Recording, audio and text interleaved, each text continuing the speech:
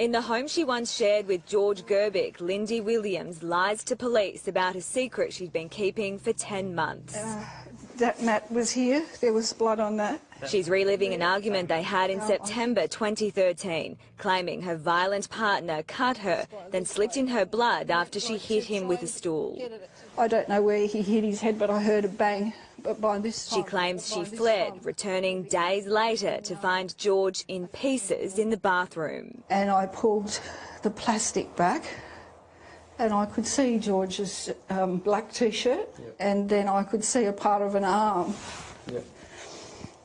Just one side. Chillingly, she describes what she did next. So I went out and got a tarp and a rope and wrapped it up.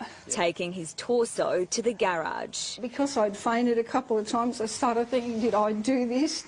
And then I go, no, I couldn't do that. Did someone I know do this? But she did, and today she was found guilty of murder. 10 days after he died on September 16, she bought a power saw. Between then and the 19th, she dismembered his body, removing his head, hands and cutting his body below his ribcage.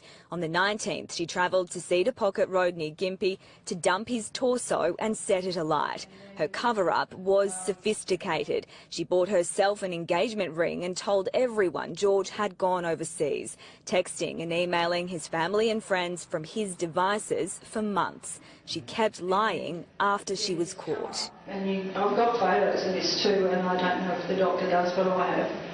And I've got his hand marks on my arm. Lindy Williams showed no emotion during the trial and when the guilty verdict was handed down. Still, only she knows exactly how George Gerbic died and where the rest of his body parts are. And I kept thinking, no, don't do this, don't do this. Stop and ring the police. The prosecution used a Woman's Day article to prove she was calculated and manipulative. Her story from 2007 about a crazed stalker was made up. George Gerbic's death, another lie that couldn't be believed. And Vivian, how long will she spend behind bars? Well, Max, there's only one sentence for murder, and that's life. She's already served about 4 years in jail, so will be eligible for parole in 2034. In handing down his sentence, the justice said this was one of the worst cases of interference with a human body and that he found that cover-up distressing. Mr. Gerbic's family only had his torso to bury.